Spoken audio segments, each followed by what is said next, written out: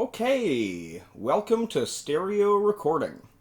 So, as you can probably imagine, this episode, I guess, is about recording in stereo. So, I had a client in today, and he was doing some kind of acoustic guitar and vocal kind of stuff, and yeah, I mean, basically, I have to say that the reason that most, like, acoustic recordings sound bad, okay, if it doesn't sound good, it's probably because it's in mono. Okay, I mean, I know a lot of people swear by mono, like Phil Spector or whatever.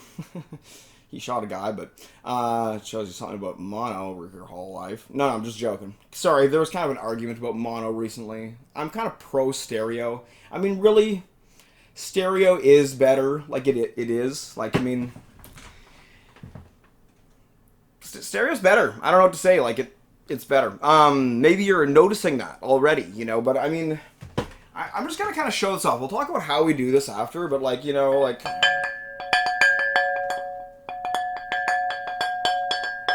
better, it's cool.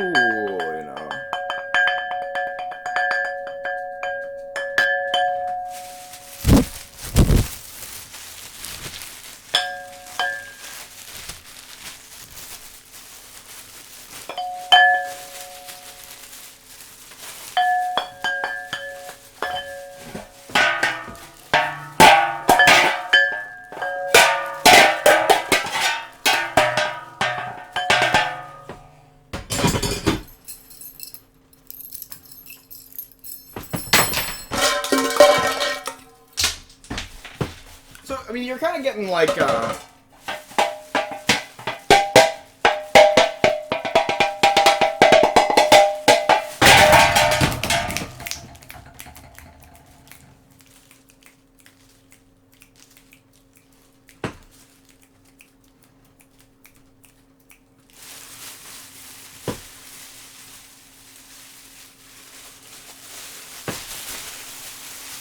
you're kind of getting like a sense of the space of the room and stuff, and like where things are and all this stuff. So that's what stereo's about, like that's, I mean, I hope you're listening on headphones or something and not just like on your, I mean, I'll try to tell people to, use a stereo system when you watch this video, because obviously you're not really, that probably, I don't know. I hope that worked. I mean, I've done that kind of thing before. It usually works. It's kind of random, but it's actually kind of a cool idea to record some stuff like that. Try it out, But,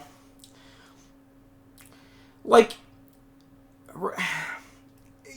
how you do that. I mean, why would you do that? It's because it like, people realize right away, like, part of sound is direction. Bass is like not really directional, like below 100 hertz or below 80 hertz. They usually say below 200 hertz is the truth. Doesn't really have like, you can, I mean, except for nowadays, they're kind of learning how to direct it, which is just crazy sounding. I mean, I haven't gotten into that yet personally. I've heard it, the Key 3, whew. Like, anyway, that's just mind-blowing. I don't even know. Like, I don't have 20 grand for speakers, right? That's crazy. But that's a whole other story. But, like, generally, like, bass isn't, like, directional, but, above 200 hertz for sure is directional. You can hear, like, where things are coming, and, like, you can, and the way we achieve that with recordings is by having two speakers, okay? We have two speakers, and they play different things. They play slightly different things. We're very different things, Anyway, but like, okay, so you have these two speakers, right? Or these two headphones or whatever. So, and that's kind of the, so, but how do you make a stereo recording? Like, a lot of people don't know this, right? And it's very simple. You use two microphones that are hard pad left and right. It's really simple. I mean, and you should use matched microphones. I'll be honest, I'm using a PVCM2 and a Warm Audio 87, which are both great mics. They don't really sound that similar, so this is kind of a weird recording, to be honest. I'm kind of a loser, though. I don't really do things in the right way. Honestly, I'm a winner. My stepdad always used to call me a winner. That's what he was like. You're a real winner, aren't you? Winner. Like, it's a good insult, actually. Or, you should tell people that if you want to insult them. No, it's like you can, I mean, and it's still working, right? I'm using two different mics. You should use matched mics. Maybe I'll get another PVCM2 here, because these are pretty cheap. I was kind of testing this out in my first take of this, and this one sounds pretty good. This one sounds pretty good too, but I don't really do mic shootouts on my own. That's something I should try out more. I usually just find that I like the way that mics sound. For some reason, I'm not that, like, critical of mics. Yeah, I should have gotten some more water before I did another take on this, but...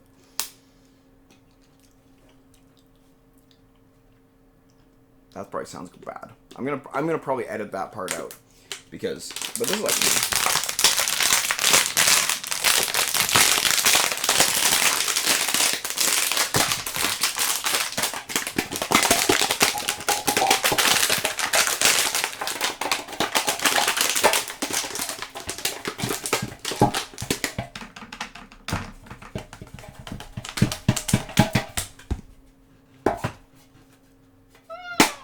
I don't know, it's just like, you know, you're kind of getting the sense of the space and stuff. Basically, you take two mics, and you hard pan them left and right. So one mic, and like they both pick up the sounds, right, in the space. And you have to put them a little bit further apart than, like, anyone's head.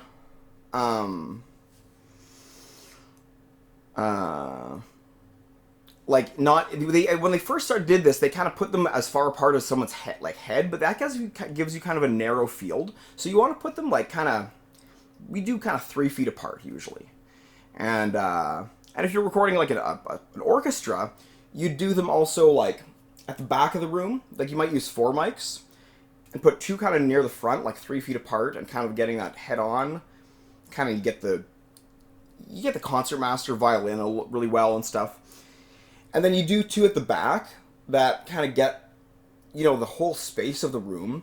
Personally, if I were to record, like, I would, you know, if I was going to record an orchestra, I would, like, I used to go on the right-hand side of the auditorium at the very front, right in front of the basses, because frankly, that is where the orchestra sounds the best.